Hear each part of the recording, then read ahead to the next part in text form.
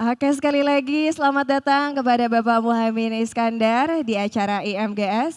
Oh, di belakangnya udah pada ikutan eksis ya. Selfie dulu silahkan. Ini adalah khasnya Millennials and Gen Z. Oh ya, mau ya? Nanti Aldi Taher aku suruh duduk di sini ya. Oke, future leaders. Dan tentunya kita akan memasuki sesi keempat.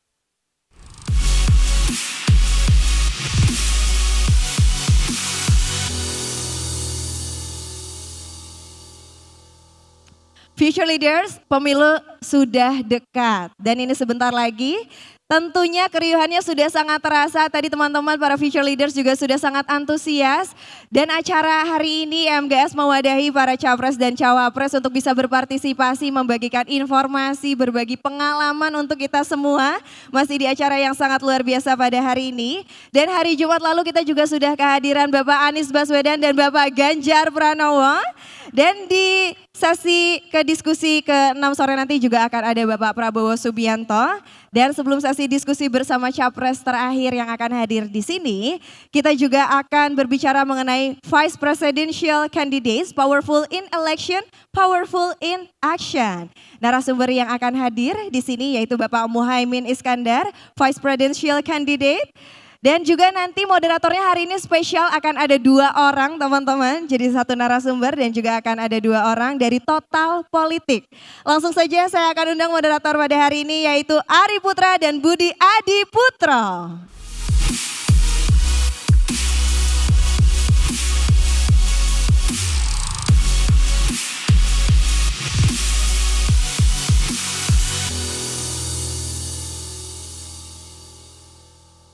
Cek. Halo. Oi. Selamat siang teman-teman. Apa panggilannya Future Leaders, ya kan? Apa panggilannya? Bener kan? Mana FD? Future Leaders ya? Ini gua agak ragu-ragu tadi mau manggil Future Leaders. Kata Caiman, lah Future Leadersnya kan gua bukan mereka katanya. Biasanya ini tulisan kayak gini Vice Presidential Candidate ini ada di billboard ya. Iya. Sekarang ada di backdropnya IDN Times ini tulisan ini. Betul. Ya. Nah gimana Ri? Ya. Menarik nih Ri, hari ini Ri. Betul juga Panggung kita. Total Politik dan pertama-tama sebelum kita akan mulai sesi Betul. VP candidate kali ini, ya perkenalkan dulu ya, kami dari Total Politik. Betul. Nama saya Budi. Dan saya Ari dan kita kurang relate sama Gen Z ini sebenarnya Iya. ya. Karena narasumber kita biasanya penerima vaksin tahap pertama prioritas. Betul. Iya kan? Yang di kantongnya bukan vitamin C tapi obat anti kolesterol. Iya, kalau kebanyakan. teman-teman ketemu teman-teman lainnya biasanya pamer-pameran handphone gitu kan, jam tangan. Kalau mereka kalau kumpul pamer-pameran obat, nih lebih bantet nih obat nih. Biasanya. Oke ya, kita Budi ya. Iya. Gua Budi, lo Ari. Kalau kita digabung jadi apa nih? Enggak relate sama Menkominfo mereka. Iya. Oke. Ya, kita ada sarung nih, Dit. Coba kita tes ya. Ngapain mereka harus orang? Ada. Kayaknya salah deh. Kayaknya lu kurang ahli deh. Enggak lu sakit cuk. Beneran. Langsung aja Dit kita panggilkan ahlinya. Ya, ahli pemakai sarung. Iya, siapa aja lagi kalau bukan? The one and only Muhaimin Iskandar.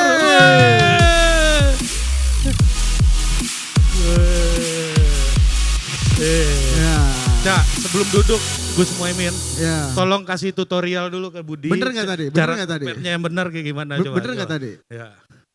Nah ini dianalisa dinilai dulu tadi kawan ini, bener banget tadi? ini sarungnya sarung mahal jadi agak susah ini. Ya. Tes dulu Cak ke Budi. Coba. Ya, ayo. Cigur. Kenceng. Dan yang kedua kita kan kemarin udah ada tutorial untuk menyelepet. Sekarang gimana tutorial menghindari selepetan Cak? Coba kita coba. Gantian, ayo. Menghindari. Ayo. Ya. Oke, tepuk tangan buat Caimin. Itu tadi tutorial menghindari selepet ya. Yang berikutnya tutorial menghindari hukuman Bawaslu gimana ya? Oke, Gus monggo kita duduk. Aduh. Apa kabar Gus Imin? Pertanyaan. Alhamdulillah, Assalamualaikum. Ya.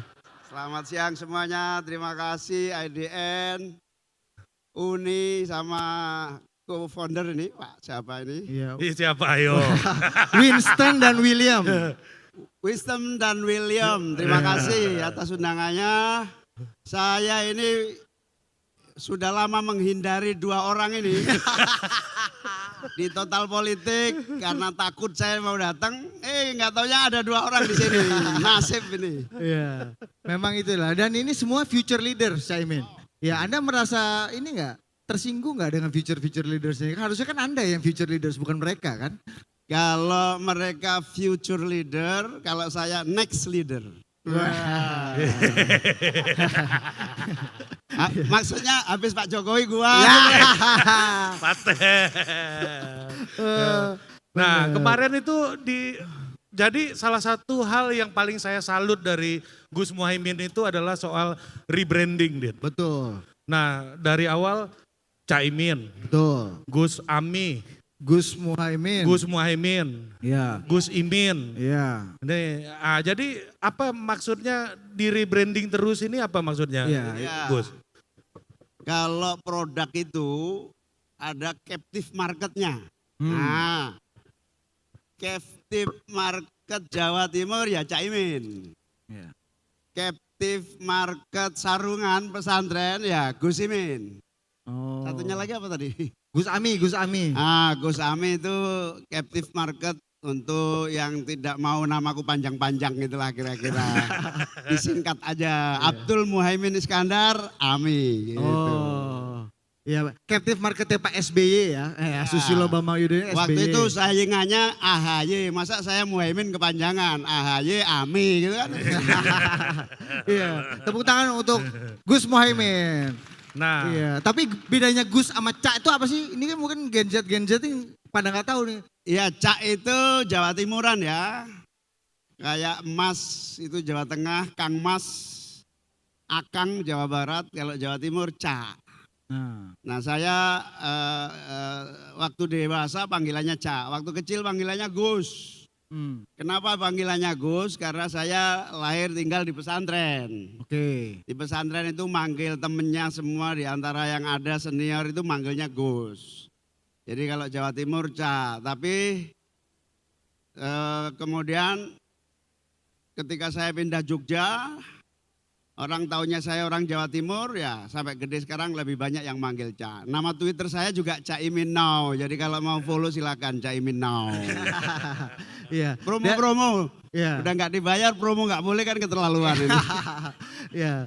Dan ini kegagalan branding itu Gus Imin, Gus Ami segala macam itu karena gagal karena Twitternya Caimin masih Caimin Now. Iya, kecuali udah berhasil tuh kayaknya udah niat lah. Iya, gitu. maunya aku ganti Iya. yang di Twitter maupun di IG. Iya. Tapi saya khawatir centang birunya hilang, jadi ya sudah lah. Sekarang hilang juga gak apa-apa, yang penting bayar. Nyesel juga kok gak ganti itu. Iya. gimana perasaan Gus Imin melihat banyak centang biru bayar, ternyata banyak orang Indonesia yang pengen dianggap penting gitu loh. Jadi gimana? Ya, waktu belum bayar saya sudah centang biru ya, mohon maaf aja. Jadi Iya. Itu dulu nggak bayar pas Nggak centang birunya bayar. enggak? Iya. nggak bayar. Dulu dapat centang biru itu karena dua hal. Satu, ketekunan.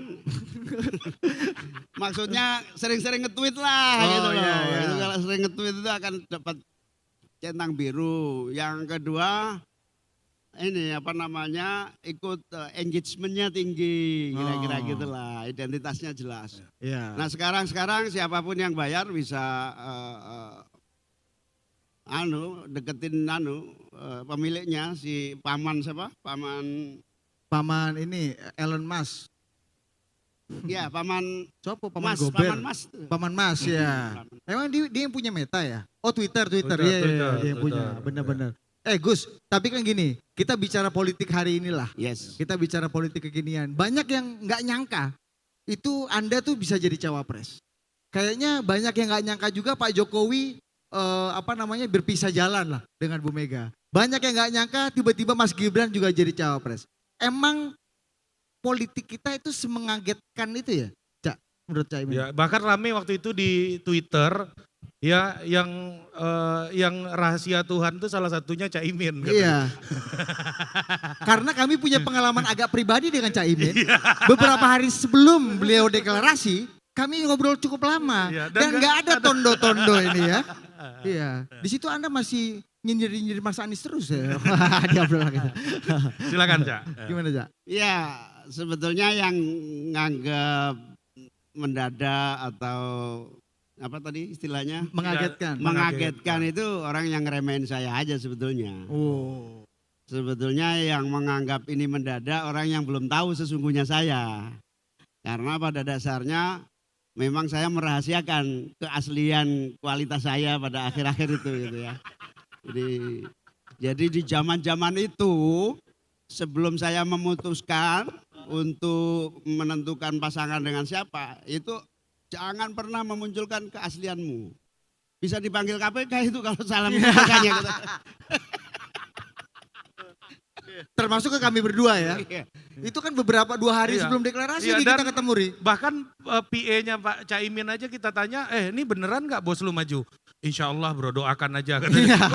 udah berita, udah nyebar pun dia pun masih ragu. Jadi the future leader ini saya kasih tahu ya kalian ya. Kalau mau nyapres tahun 2045, jatah kalian 45 aja lah. 2029 masih gua lah kira-kira gitu ya. Ya 2045 kalian harus siap bahwa ketika mau maju beneran itu orang akan ngecekin atau nyariin kesalahan.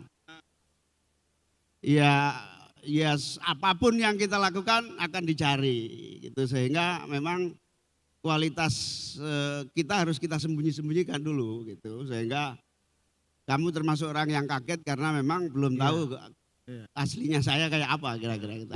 Waktu itu tuh padahal udah kan kita ketemu tuh 3 hari sebelum deklarasi. Waktu itu udah tahu tuh akan nama Mas Anies. Sudah tahu, sudah ada pembicaraan. Tapi karena kamu termasuk media kan, kita tidak harus kasih tahu dulu. Kita dibikin sur juga dia sama kawan ini. Emang Caimin tuh keahliannya menyembunyikan maksud yang sesungguhnya. Iya, karena setelah ketemu sama Caimin kita langsung cerita sama orang, oh Caimin masih setia sama Pak Jokowi ini, udah yakin gue 100% ini. Nah ini Cak, ada 2 hal dari Caimin. Pertama kan tadi Caimin mengatakan bahwa orang nggak tahu kualitas Caimin karena saya sembunyikan kata Caimin. Nah artinya orang meng-underestimate Caimin. Ya, yang kedua selain di underestimate ya, juga menyembunyikan keinginan yang sesungguhnya. Ya, nah belajar dari Caimin 2 hal itu, apa sih enaknya dan gak enaknya dianggap remeh orang, Cak? Underdog. Ya, yang pertama kalau kita dihitung underdog itu maka cenderung tidak akan dianggap membahayakan. Kayak sekarang ini saya tidak membahagiakan siapapun. Karena semua survei menyatakan posisi saya nomor 3. Jadi tolong Udah ada nomor 2 aja. Tolong lembaga survei letakkan kita di nomor 3 terus.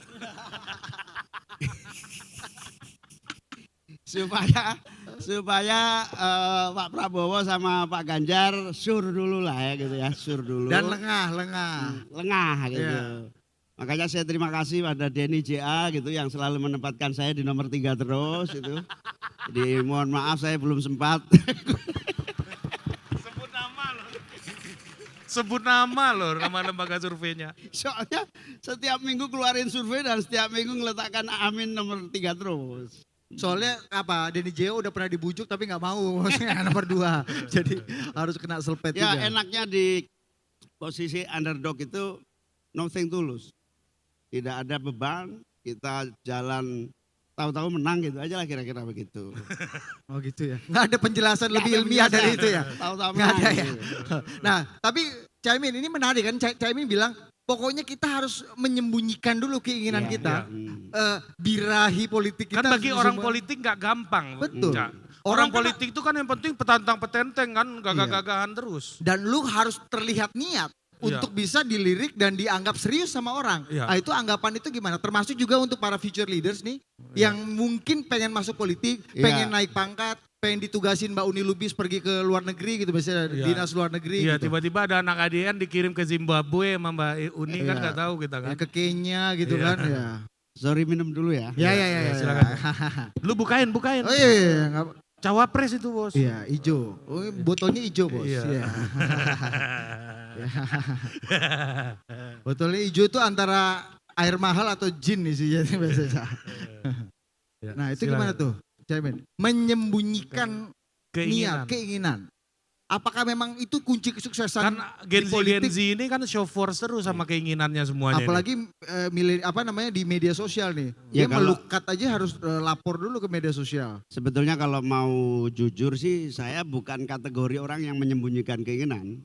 Iya. Sebagai ketua umum partai, sebagai kader NU, sebagai aktivis dari zaman dulu, saya tidak mungkin menyembunyikan identitas maupun keinginan karena memang ditugaskan untuk merebut posisi presiden. Tugasnya memang begitu. Sebagai ketua umum punya ideologi, punya cita-cita, punya gagasan, punya rencana, punya teori yang harus dipraktekkan di dalam pemerintahan. Nah, saya termasuk orang yang tidak pernah menyembunyikan tugas itu.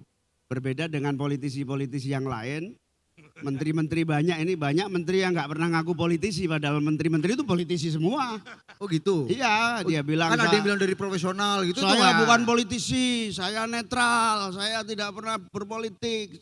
Lu jadi menteri itu udah politisi. Karena enggak mungkin seseorang menduduki jabatan politik tertentu, apalagi kabinet gitu, bukan jabatan politik.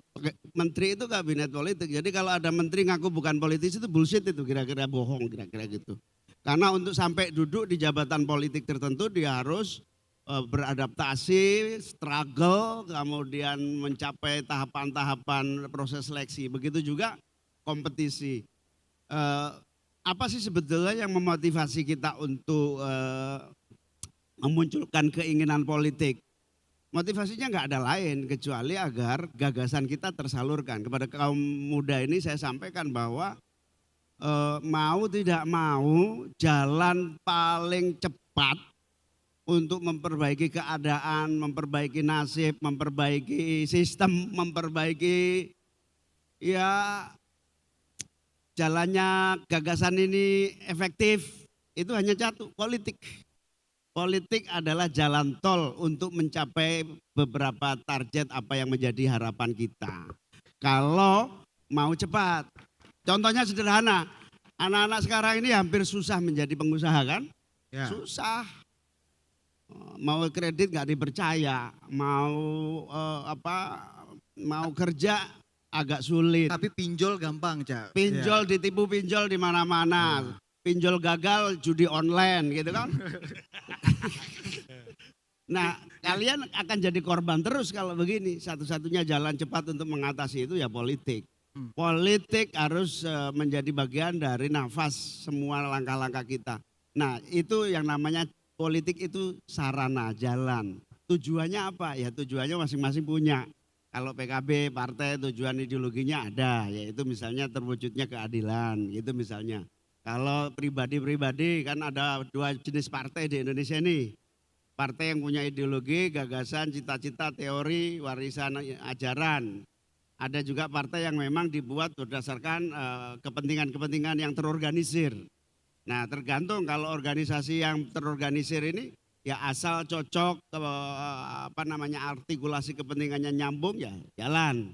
Ya jadi tinggal pilih mau yang mana gitu. Kalau Caimin siapa sih sebenarnya konstituennya, Cak? Kalau di politik kan kita harus memilih seperti yang Caimin sudah singgung tadi, captive marketnya itu siapa? Ya captive market PKB itu sebetulnya 3 ya. Yang pertama lahirnya dari NU. NU ini organisasi keagamaan paling besar di Indonesia yang dilahirkan oleh Ki Hasyim Asy'ari tahun 1926 setelah Muhammadiyah. Jadi kalau ada yang belum tahu NU itu kira-kira adik tirinya Muhammadiyah kira-kira gitulah. Kalau mau tahu NU. NU itu adik tirinya Muhammadiyah, lahir setelah Muhammadiyah lahir. Nah NU ini Bapaknya siapa, ibunya siapa itu, Cak? bapaknya ya negara ini kira-kira begitu. Nah NU lahir lalu punya kekuatan pendukung, pesantren, kemudian lembaga-lembaga pendidikannya itu puluhan ribu yang ada di dalam naungan NU itu kira-kira kemudian juga ada organ-organ pemuda, organ-organ perempuan, organ-organ macam-macam. Nah ini punya konstituen utama yang melahirkan saya, melahirkan PKB. Nah yang kedua bangsa baru. Bangsa baru itu lahir tumbuh yang non-NU gitulah. Yang non-NU ini kalau di PKB banyak, misalnya ada Daniel Johan, ada yang basis-basisnya macam-macam, kultur, region dari luar Jawa, dari NTT, ada dari background agama, berbeda-beda agama, berbeda-beda suku, itu konstituen baru, itu cukup besar. Jadi orang-orang yang pluralis, orang-orang yang berbineka tunggal ika, orang-orang yang punya komitmen kebangsaan yang tinggi juga mengakuilah kalau Indonesia selama ada PKB insya Allah nggak ada lah yang namanya radikal-radikal, kira-kira begitu. Undang-undang yang akan dibuat tidak akan melenceng dari komitmen kebangsaan yang berbasis Pancasila, Undang-Undang Dasar 45. Itu pendukungnya kuat ini. Ini mirip-mirip PDIP, Golkar, Gerindra gitulah, tapi dengan tumpukan-tumpukan konstituen. Nah yang ketiga tentu floating yang setiap saat kita dapatkan di pemilu. Ya. Orang hari ini kira-kira gak cocok sama Prabowo, gak cocok sama Ganjar, kira-kira ya milih Anies aja lah daripada milih Anies. Kemudian ya milih PKB juga lah, kira-kira gitu lah, kira-kira gitu. Ini nggak ada penjelasan ilmiahnya ya. Nah, jadi pertanyaannya gini ya, tadi udah sebut segmen NU. Nah banyak orang yang mengatakan bahwa kerja keras Amin itu adalah menyatukan yang cingkrang dan sarungan. Ini gimana bisa menyatu nggak air dan minyak ini sekarang? Maksudnya PKS dan PKB, iya. yang selama ini dianggap berdiametral secara politik. Iya, dan kemarin PKS sudah ya luluwaton saya lihat. Iya. Silakan Cak, gimana tuh? Ya, PKS ini kan terkenal dengan istilahnya usroh, Islam kota, cingkrang, jenggotan gitu kan. Apalagi? Ya itulah pokoknya kategorinya. Jangan dibacain dosa-dosanya dong. Enggak, gue lagi nyari ada yang jenggot-jenggotan kan. Lagi gue lihat-lihat itu supaya menyamakan persepsi. Nah sementara yang NU ini kan lebih desa, tradisional, pesantren, ya saya ini kategorinya. Islam tapi tidak terlalu banyak jenggotnya, kira-kira gitu. Kemudian lebih kultural di kampung-kampung gitu ya, tradisional gitu ya. Nah orang bilang dulu antara PKS dan PKB ini ibarat dua segmen yang berbeda. Bahkan ada yang mengkritik ini kayak minyak dan air gitu. Ya.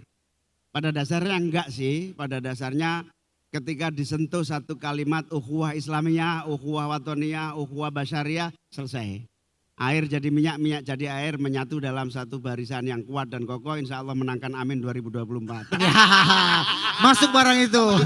Kayaknya udah sering diulang-ulang tuh kayaknya. Iya, di sini forum yang nggak ada Bawaslunya aman. Gini. Jangan nanya yang menjurus-menjurus. Ya. Kita nggak sadar itu pasti. Cak, ini juga yang perkembangan terkini nih. Saya dengar cerita kemarin, katanya di KPU itu banyak meja-meja pas panjenengan daftar kemarin. Banyak meja-meja. Dan saya dengar yang paling meriah itu mejanya Caimin katanya dia.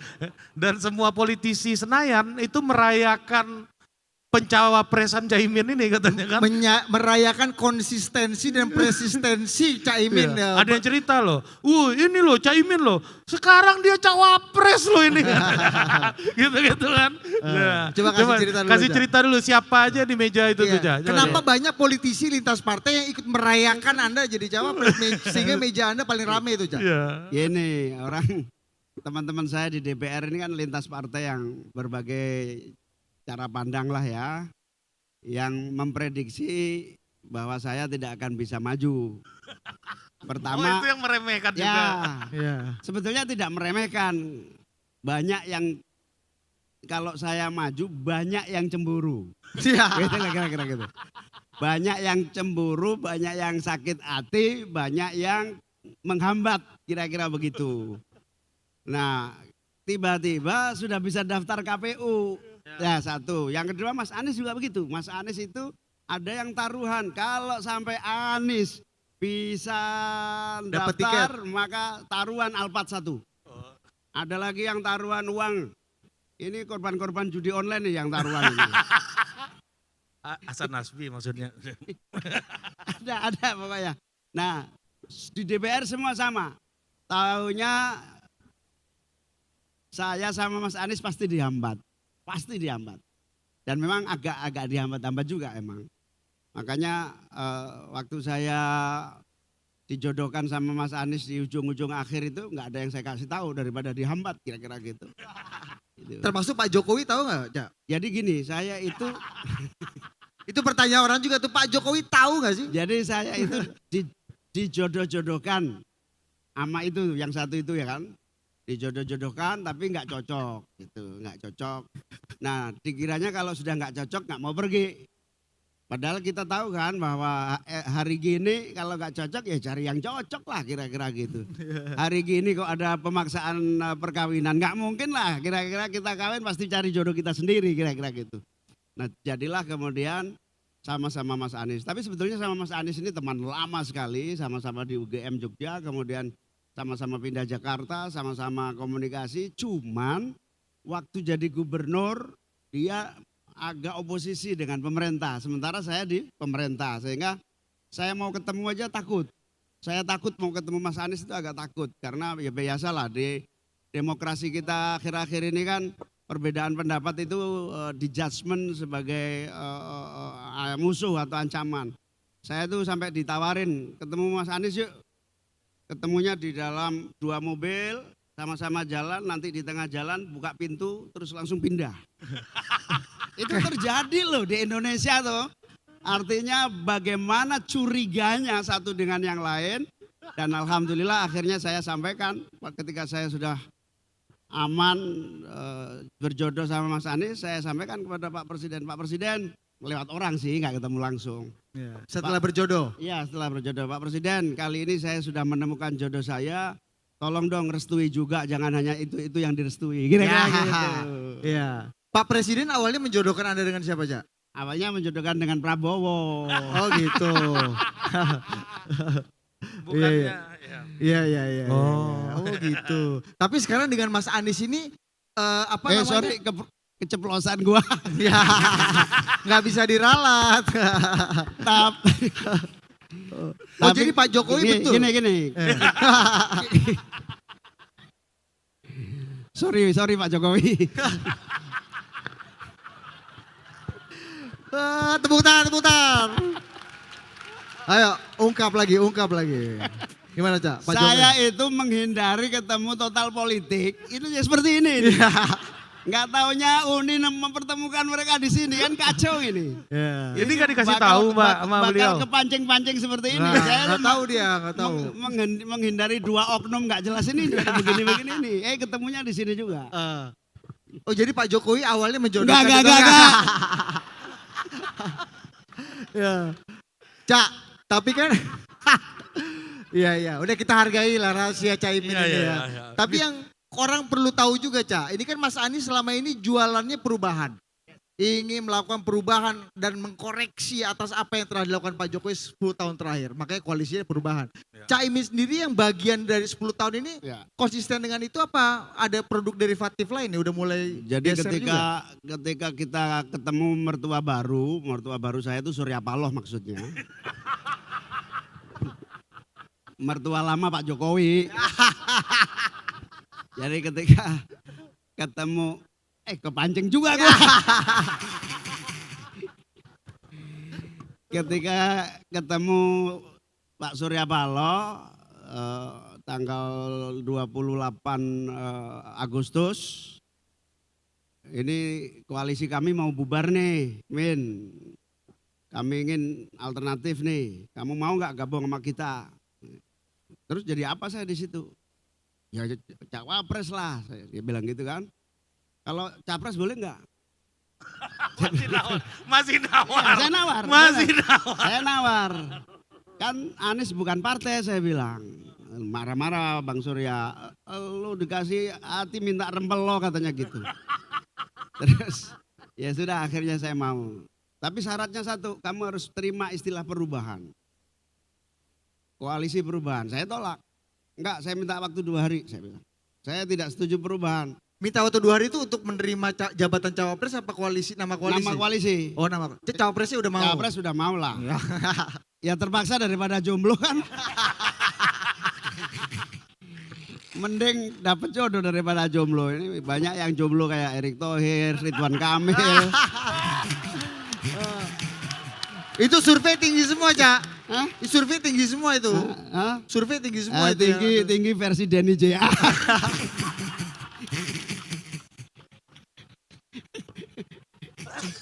Jadi Erick Thohir, Ridwan Kamil, Sandiaga Uno kan ya masih lumayan kuat hari ini kira-kira gitu.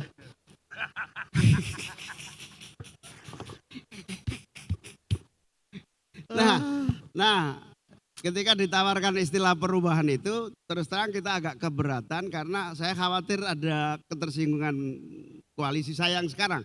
Koalisi saya sekarang kan Pak Jokowi ya. Ya. Pak Jokowi kalau ada istilah perubahan kan seolah-olah menafikan total itu perubahan. Akhirnya saya tawar, oke deh kalau gitu istilahnya kita definisinya yang kita rubah saya bilang. Namanya perubahan tapi definisinya yang kita rubah. Gimana tuh? Cara NU definisinya saya bilang gitu. Apa itu cara NU? Cara NU itu al-muhafadzatu alal qadimi sholeh wal akhdhu bil jadidil aslah. Menjaga, mempertahankan yang bagus-bagus, tapi mengganti yang enggak bagus dengan yang lebih bagus lagi. Itu cara NU. Al-muhafadzatu itu memelihara yang bagus-bagus, artinya yang bagus-bagus dijagain. Wal akhdhu bil jadidil aslah. Yang lebih bagus lagi yang diambil, diganti. Itu jalan tengahnya itu. Nah akhirnya kompromi soal definisi. Nah setelah kompromi soal definisi terjadilah koalisi, deklarasi, kemudian saya keliling mulai dari Sumatera sampai Papua.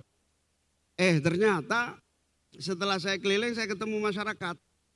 Semuanya itu rata-rata setuju dengan istilah perubahan. Yang saya temuin semua setuju. Karena rata-rata rakyat itu kira-kira begini, ini nasib kok begini-begini aja ya dari dulu. 20 tahun terakhir ini kok nasib gak terlalu signifikan perubahan. Ya tiap bulan, akhir bulan selalu makan Indomie aja gitu kira-kira gitu. Akhir bulan mie instan. Kok gak ada nasib baik sih, kemudian kita mimpi kredit rumah aja susah gitu kan.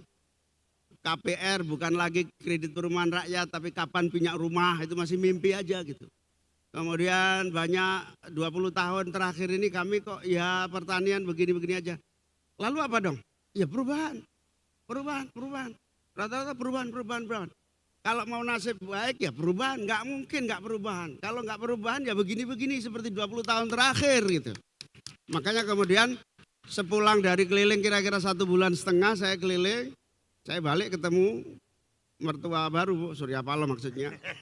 Ketemu Pak Surya Paloh. Pak Surya Paloh saya terima 100% definisi perubahan yang kamu maksud dan kita ingin perubahan sesungguhnya. Saya bilang gitu. Itu setelah 2 hari waktu? Setelah 1 bulan. 1 bulan, oh. Setelah 1 bulan saya keliling gitu. Akhirnya habis itu semakin yakin. Bahkan akhirnya koalisi perubahan dan persatuan diganti. Tidak lagi koalisi perubahan dan persatuan, hanya satu kata yaitu koalisi perubahan. Wah. Karena kesimpulannya apa? Kesimpulannya the silent hope itu, harapan yang tertutup di rakyat itu. Orang Jawa itu begini, orang Jawa itu cenderung terima ing pandum, menerima nasib, sabar, apalagi ikhlas. Itu orang Jawa. Ya sudahlah. Akhir bulan makan mie instan gak apa-apa lah, yang penting masih bisa bertahan hidup. Ya gak apa-apa lah, kontrak terus rumah juga gitu lah, masih terima yang nasib. Tapi begitu disentuh, amin gitu. Ya perubahan, wes gua juga ingin nasibnya lebih baik. Jadi gitu. Itu yang namanya silent hope. Iya. Silent hope itu kalau sekarang ini tes aja di pasar deh. Iya. Yang minta foto saya di bandara sekarang itu hanya cleaning service, satpam itu. Oh. Karena mereka itu, ya amin itu ya, karena mau saya itu perubahan itu. Ya, kira-kira gitu. Jadi mohon maaf saya akhir-akhir ini Uni banyak yang minta foto saya itu lebih banyak cleaning service dan satpam kira-kira gitu. Iya. Karena nasibnya sudah terlalu lama menderita itu korban-korban dari perubahan yang gak jelas kira-kira. Iya. Gitu. Itu kebanyakan konstituen PKS atau PKB itu, Cak? Sebetulnya PDIP juga. Oke. Tapi Ri, ada yang nggak terima juga. Betul. Ini mau kita puterin video dari tetangganya Caimin di Iya, Widya Chandra nih. ini dari mertua lama. Betul lama. Iya, anak cucu mertua lama. Iya, itu tadi temuan lapangan dilapor mertua lama juga enggak? Nah, ini Oke, ada ya dari keluarga mertua lama yang nggak terima. Keluarga Nah, kita Caimin coba. lama nih. Ayo coba mainkan. Anies kan selama ini kan perubahan dan nyerang Jokowi terus kan. Iya. Tiba masuk Barang ini. Caimin kan koalisi pemerintahan. Gimana? Ya kan? Saya nggak yakin apa penguatan perubahan itu akan menjadi jualannya koalisi ini itu karena di situ ada Caimin. Dan Nasdem juga ada di pemerintahan sekarang. Kata orang ngapain lo berubah-berubah kan sama sekarang di perahunya Jokowi juga itu kan. Gitu loh. Jadi menurut saya ada gombalnya juga itu. Iya. Apalagi ada kampanye katanya kan BBM mau gratis. Waduh, seorang itu tipu-tipu rakyat itu. Iya kan? Tipe-tipe kampung ya. Sebagai bagian dari ini kan. Pemain Iya, lama. Ini Anies tuh udah nggak relevan lagi ngomong perubahan. Nggak relevan. Apa dia mau itu? Bingung juga ya. Iya. Gimana maju perubahannya gimana ya, Iya, Bang? dari mana dia ngomong perubahan? Dan faktanya hari ini juga Pak Jokowi kan masih 80% disukai kan. Iya. Dan kalau misalnya kita lihat koalisi utamanya koalisinya Mas Anies, dua-duanya partai Pemerintah. Nasdem dan Itu maksudnya yang perlu diketahui oleh rakyat gitu loh. Jadi kalau dia jualannya perubahan dari mana? Ya sekarang Nasdem sama PKB koalisi Pak Jokowi kok. Ya kan? Koalisi Pak Jokowi. Iya. Iya betul. Nasdem punya menteri. Ya kan? Strategis. PKB juga begitu. Berarti kalau misalkan dia perubahan, berarti dia nggak ngakui menteri Nasdem kerja dong. Ya kan berarti Pak Surya Paloh gagal dong kader-kadernya kan. Kalau misalkan perubahan berarti dia nggak ngakui menteri PKB bagus, ya kan? Ya kalau ngakui bagus ya lanjutkan, Iya. perbaiki yang belum baik. Tapi kalau perubahan kan berarti berubah total. Udah. Nah, jadi kalau dia masih jualan perubahan berarti Intinya udah dia dapat. mengatakan bahwa menteri-menterinya Nasdem tidak berhasil. Iya. Menteri-menteri PKB gagal gitu. Udah. Nah, Gitu aja. Gombal katanya. Iya. Kata dia gombal. Gombal. Oh, orang ada menteri Nasdem sama menteri PKB. Ini teman saya, wakil ketua umum PAN. Ya, Ini. Wakil Ketua MPR. Wakil ketua MPR, wakil ketua umum PAN. Perlu teman-teman tahu ya ini. PAN ini 2 kali pemilu nggak dukung Jokowi. 2 kali pemilu 2000 berapa? 14, 19. Ini karena serius ini. Ini teman saya ini korban total politik.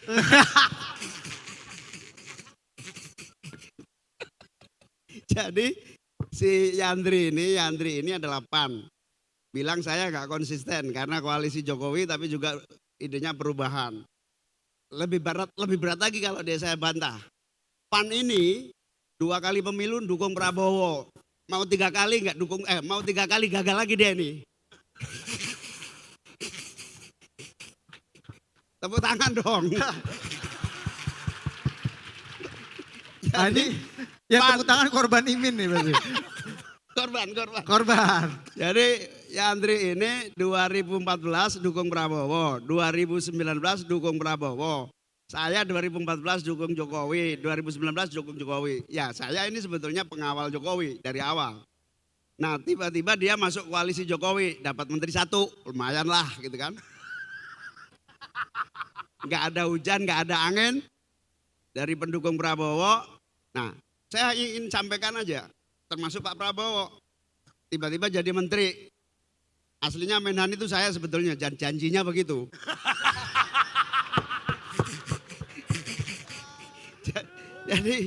Jadi tiba-tiba Pak Prabowo masuk. Jadi koalisi ini adalah koalisi yang tidak bisa disebut dalam pemerintahan atau di luar pemerintahan. Koalisi ini adalah koalisi yang memang berkembang, fleksibel, kemudian sangat cair gitu ya, sangat cair gitu. Sangat cair gitu. Setiap saat orang bisa menjadi bagian dari koalisi besar ini. Jadi menurut saya tinggal memaknai perubahan. Menurut saya banyak hal yang bisa dipertahankan dari pemerintahan ini. Misalnya menjaga pertumbuhan ekonomi yang bagus. ya oke lah kita bisa lihat pertumbuhannya bisa 5% gitu. Nanti kalau Amin menang bisa 7% kira-kira gitu. Itu namanya perubahan. Perubahan begitu. Nah, yang nggak benar banyak juga yang nggak benar yang harus dirubah. Banyak sekali. Ini nih, Pemret ini. Forum Pemret sudah menyatakan ini harus ada banyak perubahan. Juga Gunawan Muhammad semua bilang ini perlu perubahan. Semua bilang perubahan. Udahlah pokoknya perubahan itu nggak akan bisa dibendung karena inginnya perubahan dan perbaikan dari semua keadaan kena ini. bawa-bawa juga Mas.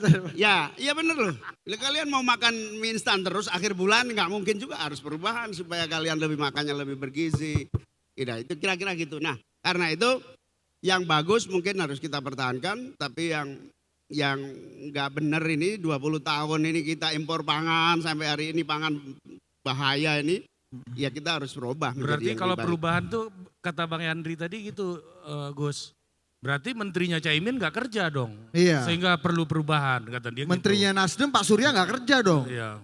Ya buktinya prestasinya lumayan bagus juga sih gitu kan. Ya kalau bagus kenapa harus dirubah? Kenapa nggak dilanjutin aja? Ya, lanjutkan pertahankan, yang bagus pertahankan. Loh, salah satu definisi yang bagus lanjutkan itu ya menteri-menteri PKB lanjutkan. Gimana nggak cerdas dia ini? Oke, kita kasih rakyat nanya ya. Iya. Ada dialog. Ada. Fox Populi, ayo siapa mau nanya? Ya. Nanya apa aja asal jangan nama ikan. Udah, ayo. Nanya apa aja boleh asal jangan nama-nama ikan ya. Ayo, udah langsung ngomong. Ngantri. Langsung. Jangan orasi dulu Anda, langsung ke pertanyaan aja. Ya. Dikaitkan. Kasih konteks tipis boleh lah. Ayo, Iya. lanjut. Saya Nama. mau nanya Pak, oh ya. Perkenalkan nama saya Noval Danu Prawira. Siapa? Noval. Oval. Oke. Iya. Iya. Saya mau nanya terkait omongan Bapak yang kemarin di Universitas Muhammadiyah soal evaluasi dana desa. Nah, katanya kan dari pusat biar langsung turun tuh biar kayak hujan langsung terkena ke tanah. Gak ke kalau lewat talang segala macam cuma 30%. Nah, yang ada Pak, faktanya sekarang ini banyak aparatur kepala desa yang demo untuk menambah masa jabatan. Bahkan kurangnya transparansi dana desa. Oke. Nah, Pertanyaannya. tadi kan Bapak bilang kita itu harus menyembunyikan kualitas gitu-gitu lah. Pas untuk diri Bapak ya waktu itu ya mungkin. Terus gimana kita sebagai anak muda itu menyembunyikan kualitas itu kalau misal ya kayak misal ingin menyalonkan kepala desa lah Pak gitu. Oke. Nah pertanyaannya yang terjadi faktanya tuh kan itu Pak malah yang terjadi sekarang banyak kepala desa tuh yang kolot-kolot gitu yang di desa-desa. Dan untuk di desa itu kalau kayak KPK lebih susah menyorot langsung ke bawah Pak. Oke, udah dapat. Intinya Anda minta restu Caimin mau maju Iya. kepala desa. Enggak. Ya, Masih ini, jauh Pak. Pak, ini pertanyaan titipan ini Bos ini ya. Iya. Oke, Ini satu lagi terakhir. Ini waktunya udah gak banyak. Iya. Terakhir aja, ayo. Yo, Iya. Boleh. Cek. Oke. Dana desa. Perkenalkan nama saya Aji. Ya. Ya. Mau bertanya Kak, Pak Caimin. Tadi Ya. kan Caimin Cepat apa Kasih Caimin? dulu cepet mau Ya. Pak, mau Gus, mau Ca, ayo cepet. tadi kan dibahas banyak banget perubahan. Nah, itu langkah konkret apa, langkah pasti apa yang akan Bapak lakukan ketika Bapak terpilih menjadi cawapres? Ya. Kemudian aksi nyatanya itu apa aja? Terima kasih. Oke. Nah ini konstituen PDI nih kayaknya Pak. Terakhir. Boleh satu, ya. Sebut partai apa? Tes. Ya. Oke. Halo Cak Imin, selamat siang Cak. Wah ini yang paling yakin ini dari tadi nih. Tadi masih terjebak rebranding panjenengan ini loh Cak. Oke. Silakan. Sebelumnya saya mau apresiasi dulu ke Cak Imin. Terima kasih Pak atas segala kontribusi Bapak untuk negeri ini, mau selama ini maupun yang akan datang. Mungkin boleh teman-teman tepuk tangannya untuk Cak Imin. Ya. Saya Hukama Cak, Gen Z kelahiran 2001 yang cukup tertarik dengan konsep duit kolaboratif duit tunggal yang cukup digaungkan oleh Mas Oke. Anies dan Cak Imin. Pertanyaan. Bagaimana kita para Gen Z mengimplementasikan dan mengenhance performa kita para Gen Z di masa mendatang menggunakan konsep dari duit tunggal ini. Oke. Dan bukan hanya di panggung politik, namun juga organisasi, bisnis, maupun Oke. berbagai aktivitas di masa depan. Siap. Thank you Caimin. Oke, Oke. pertanyaan berikutnya dari Deddy Kobuzier ya. Ya. Dan kita sudah Kasih- kedatangan kasih mikrofon, Dedi. Kasih- perwakilan TNI tolong AD kasih- ya, ya. Letkol tituler Ya, Deddy ya. Kobuzer. Ini dari kubu oposisinya Caimin. Ya. Coba Anda nanya dulu. Apa ini tiba-tiba? Pertanyaan dari TNI buat Caimin apa? Coba. Boleh, boleh. Jangan bawa TNI dong. Pertanyaan bela negara untuk Caimin. Bela negara ya. Dia udah pakai hijau, tinggal dikasih pangkat aja. Pak, apa kabar Pak? Iya. Luar biasa. Beliau satu-satunya yang berani datang ke podcast saya. Ketika saya undang yang lain, yang berani datang cuman beliau. Luar biasa Pak. Saya nggak tahu luar biasa atau blunder itu Pak, tapi luar biasa Pak. Tanya dulu, kasih tanya dulu pertanyaan satu. Pertanyaan Nanya. Untuk Indonesia. untuk, Iya. oh pokoknya nanya gitu. Iya. Reformasi TNI kayak apa gitu loh boleh. Ya. Oh, wah kalau suruh nanya agak sulit. Soal nih. alutsista juga boleh. Alutsista, nggak nangkep dong ya. Ya, Pak, dasar oke nanya mungkin gitu. yang sederhana-sederhana aja ya Pak ya. Dengan pertempuran yang dua itu Bapak merasa diuntungkan nggak Pak?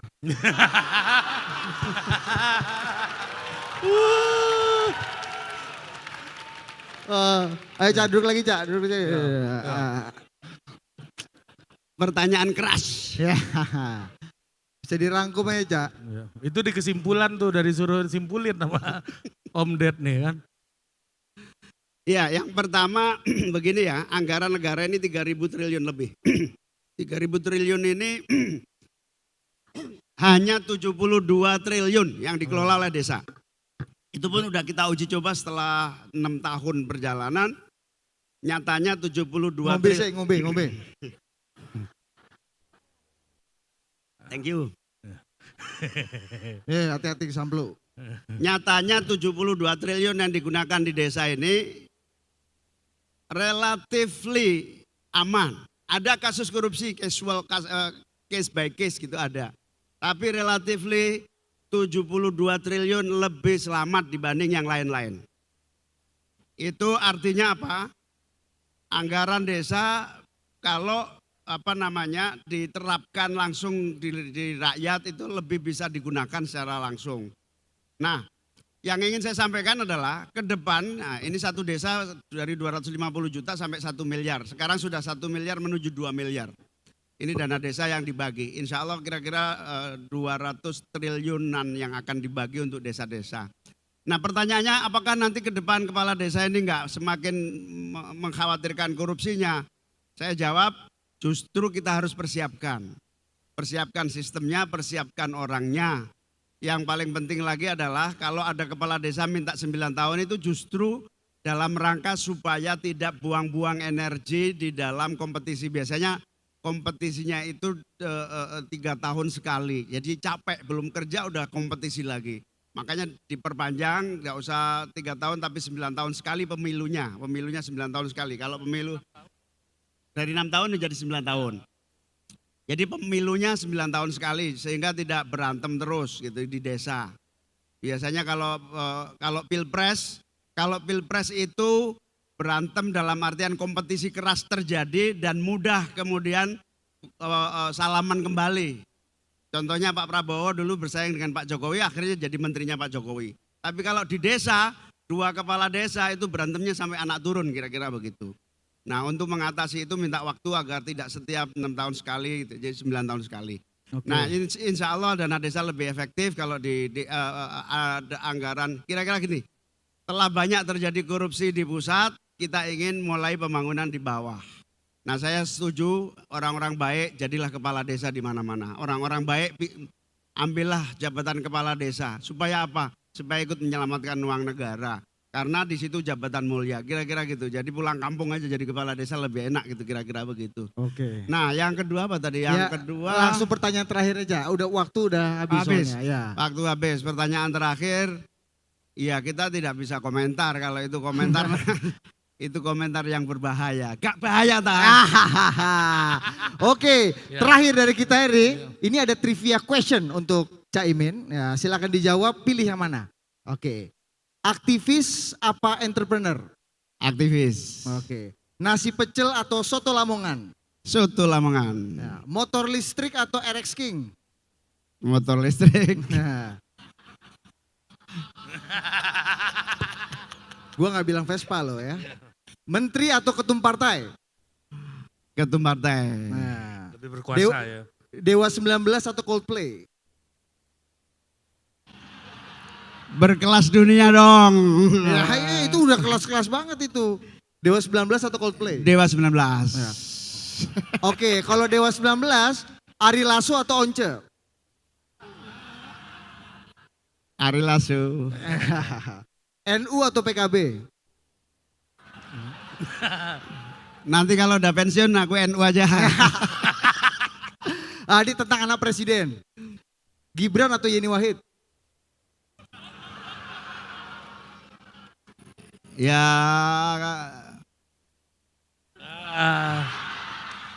kok sama-sama nggak enak gitu. Ayo, ada nggak pilihan? Yeni Wahid. Yeni Wahid, tepuk tangan loh Yeni Wahid loh. Oh Mbak Yeni dipilih loh daripada Gibran. Nah ini tentang presiden. Megawati atau Jokowi? Jokowi. Oh masih Jokowi. Pindah IKN atau tetap Jakarta? Jakarta aja dah.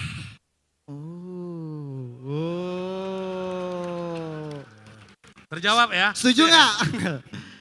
Prabowo atau Ganjar terakhir? Kagak dua-duanya. Amin. Ya oke, tepuk tangan sekali untuk Gus Muhaimin Iskandar. Kita selfie dulu nih. Selfie dulu. Oke. Kita akan ada. Belum, sabar kawan. Selfie dulu. Iya. Ayo manu sana, yuk. Dan tentunya kita juga akan ada plakat penghargaan dulu. Kami mengundang Ibu Uni Lubis, Editor in Chief IDN Times untuk bisa memberikan plakat penghargaan kepada narasumber kita, kepada Cak Imin dan juga Total Politik. Oke, Cak Imin kami mohon berkenan untuk tetap berada di atas panggung. Untuk yang pertama, silakan untuk diserahkan terlebih dahulu kepada Total Politik. Iya, ini kepada Mas Ari Putra. Oke, dan untuk selanjutnya kepada Mas Budi Adi Putro. Setelah ini silakan. Iya, untuk selanjutnya kepada Mas Budi Adi Putro. Wah, ini luar biasa sekali dari Total Politik. Iya, dan yang terakhir ini kepada Cak Imin. Yeay. Baik. Dan kami juga mengundang Pak Winston, kami persilahkan untuk bergabung. Ini akan ada penyerahan dan Pak William juga silakan bergabung. Akan ada penyerahan papan catur. Boleh kita beri tepuk tangan yang meriah. Ini dia ada penyerahan papan catur langsung dari IDN kepada Cak Imin. Langsung didampingi oleh Ibu Uni Lubis dan juga Bapak William Utama. Kita akan berfoto bersama, silakan Mas Ari dan juga Mas Budi untuk bisa bergabung bersama. Boleh lihat ke kamera? Oke, 1, 2, 3. Oke, tahan, kita akan ada video dulu, boleh dada-dada ke kamera. 1, 2, 3. Oke, terima kasih luar biasa sekali di sesi yang keempat. Teman-teman masih antusias? Oke, masih luar biasa sekali. Boleh sekali lagi tepuk tangan yang paling meriah teman-teman.